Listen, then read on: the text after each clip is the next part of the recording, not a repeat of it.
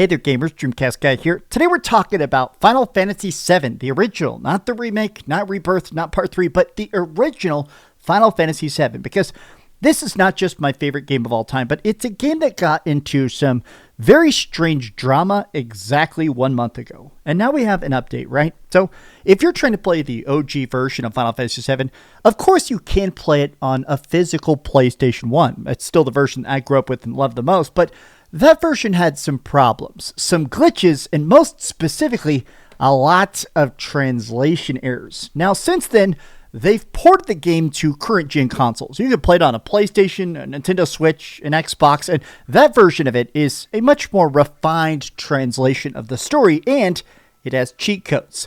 Now, some people don't like the cheat codes they made, which is like infinite health, triple speed, no random battles, but there was always a third option, the Steam version.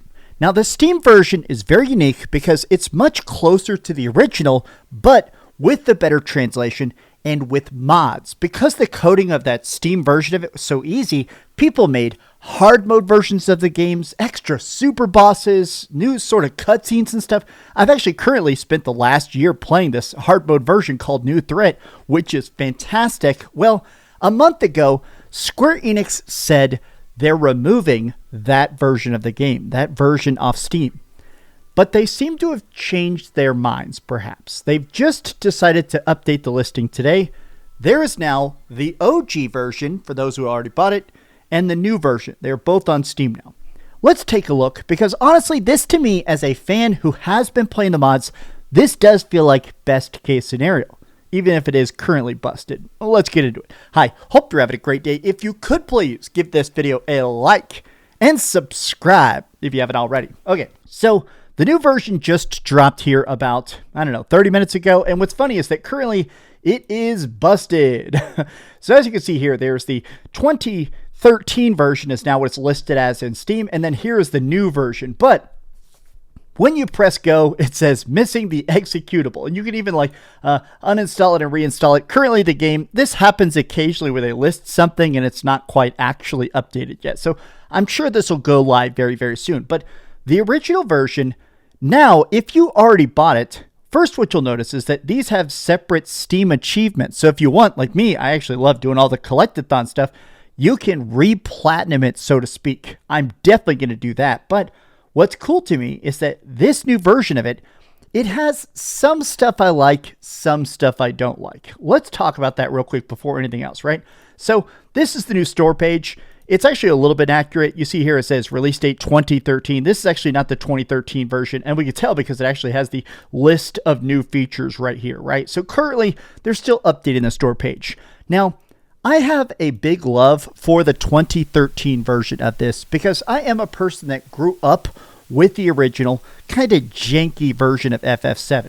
And I always thought that this was an interesting middle ground because the 2013 Steam version, not only was it easy to mod, it sort of has this graphical rawness. Some of the backgrounds and stuff still looked kind of pixelated, even if the character models looked better, right? It was this interesting middle ground, which wasn't quite the remake we got on PlayStation 4, but it also wasn't the PlayStation 1 version. So unfortunately, this new version of it is now extra cleaned up. It is the version that exists on consoles with the cheat codes and all. It looks better, it plays better, and I understand why they did this. I mean, for better or for worse, obviously the point of this is to sell it. They want to make sure that people that maybe have never played Final Fantasy VII, they're going to want to play it. And also, the 2013 version didn't work on Steam Deck, or if you wanted it to work, it took an incredible amount of work. Now, this new version, it just boots up. It's super, super streamlined. This is essentially the console version with all the convenience of it, but obviously, even has cloud saves and stuff, this is just a streamlined version of it. But speaking of streamlining, here's the goods and the bads. Some people are sort of mixed about whether this is a good thing or a bad thing. I'm still in the camp where I think I'm more on the side of this than I was, which is these cheat codes. Triple speed, turn off battle encounters, or basically this version which gives you unlimited health. But here's the big thing, autosave. So during the course of this last year of playing through that hard mode mod, I like it a lot, but I will say that something I kind of really enjoy about current games is that autosave, right? I go from one screen to the next. It creates sort of an automatic checkpoint. I'm more encouraged to grind. And also, I'll be honest, I do like the fact that I can play a game for 10 minutes, 20 minutes, go cook dinner, go run an errand, come back, play it for 4 hours. I did find myself, when I'm playing those old school RPGs that don't have any sort of an ability to create a save state or anything other than like manual save points, I did at times find myself like, okay, I'm going to play that in the afternoon when I can sit down and play it all day long. I'm not going to pick it up in the middle of my day. I really have to treat it, the way I did in the old school day. Once I'm done with my homework, now I can sit down and play it. Now, some people seem to be happy about this and against it, right? Looks like I'll be sticking with Seventh Heaven. So Seventh Heaven was sort of like a mod hub for the original 2013 version. This person probably doesn't realize it, but it is cool to me that essentially now we do have the choice. If you're like me who already bought the 2013 edition, we still have Seventh Heaven. We still have the mods. They didn't reduce that. They didn't defunct that. We just have this new version separately. I kind of like the fact that I do want to keep playing my modded version of it, but I do think I'm going to put the new version on my Steam Deck. I mean, why the heck not? Some people are also saying the console version in a nutshell. It's nice, but everything was already available with existing mods, so now this version just can't be modded. So there is a good chance that hopefully they fix this relatively soon. I am definitely in the camp where I think mods are 99% of the fun of gaming on PC, right? I do think that as a person that's only started really hardcore, mostly gaming on PC for the last couple of years, I do think it's really cool that I can customize my experience and my rig and my graphics and every single part of the experience, right? Playing this game at 200 frames a second with just Tifa with titties so big they're dropping down to her knees. That's a cool feature that only exists on PC. Playing a version that can't be modded, to me, is a bit odd. But look at this. I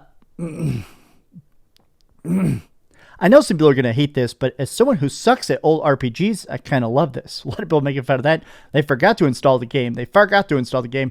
Pulled an RGG where the game is exactly the same but breaks all mods. This could have been a simple patch. So it's the console version with autosave. Nice. Why can't they give us the opposite of battle enhancements? What if I want a grueling, punishing, difficult with limited limit breaks without having to mod the game? I'll agree that this, to me, I do think there would be a huge wave of appeal for that specifically. I think that hard modes of any games, but especially if you're re-releasing something, making hard modes, a lot of games do that, and I always find that to be super cool, especially if there's trophies for it. I don't know. I do think that bragging rights are important in the gaming space. It is cool to get a tough platinum trophy or 100% something and say, yeah, I did do that hard mode. Yeah, I did do that even though it was a huge pain in the ass just to prove it, right? So the Seventh Heaven mod will still work on this new version. No, it won't. And I'm sure people are probably connected. Don't update. I wonder if my mods are now broken. Of course not. It'll take time for them to be updated as Seventh Heaven is itself. Real quick, to end this video off, let's see if they finally updated it. All right, they just updated it. We're doing this live, right? We're doing this right here as we watch it today. Well, this is it. I'm not sure it's even going to recognize my controller. Sometimes when I plug in a DualSense... Oh, weird new start screen. It looks like the mobile start screen. Oh, no. Let's see here, though. Let's actually boot it up, right? Display system menu. Boosts. Oh, wow. These look terrible. So this is the mobile version, it looks like. Available, selected. Always have infinite. How weird looking. Game options. This is so weird looking. Auto saves. Well, you can now actually control the graphics inside there. That's good. Ugh. That looks really weird.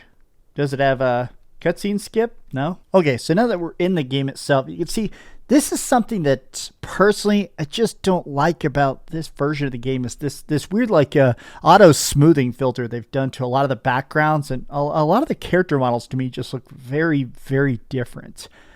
Come on, newcomer, follow me. It just, we always grab the potions off this dead body. It just looks weird to me, right? Let's turn on these cheat codes, all right? Triple speed, well, we won't turn on triple speed for this, but let's do infinite just for the heck of it. Yeah, so it is the weird filters they have in the console version. It doesn't look super, super bad, but it does look weird to me. Also, look, it's stuck triple. I turned off triple speed, but triple speed was stuck on. How weird. Yeah, it's the type of thing where I understand where like maybe somebody that's never played it would think this version looks good, but as a person that's played every version of FS7, I think the text boxes definitely look better. Here, I want to take a look at the menu. I'm Cloud. Okay, the menus are definitely the console version. Yeah, it's an odd mix. It's an odd mix of what feels like the PC version and the console version, right? Let's get that nice famous shot of the Mako reactor. Here we go. Huh? I don't trust you. You're coming with me. My name is Bullet. You know his name was Bullet in the original, like alpha version of this? All right, let's get this awesome dramatic shot. The cutscenes definitely look way better in this version of it for sure, right? All right, let's take a look at how those menus look. Yeah, it still just looks, everything looks kind of odd. It's hard to really put my finger on it, right? It's definitely the console version mixed with the PC version, but without that nice mod feeling. I don't know. How do you guys feel about it? Tell me your thoughts about Final Fantasy VII in the comments down below. And what do you think about the idea of, well, basically removing mods? Tell me your thoughts in the comments down below. If you could, please give this video a like, subscribe if you haven't already, and please keep dreaming. Thanks so much for watching that video. If you want to see something else, you can always click this link to see what I put up last, or, subscribe and see what's coming up next. Also, I promise that whatever I do, it'll try not to suck.